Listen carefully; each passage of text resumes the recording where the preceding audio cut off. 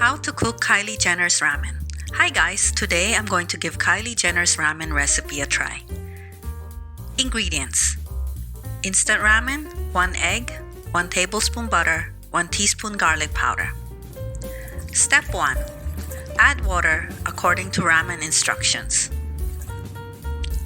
Step 2. Bring water to a boil. Step 3. Add ramen. Step 4. Cook the ramen. Step 5. Add an egg.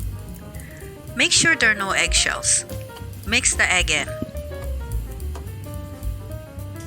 Step 6. Add seasoning.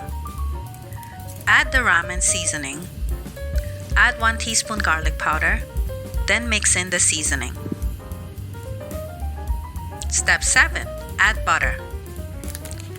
Add 1 tablespoon butter. Mix in the butter. Step 8. Serve.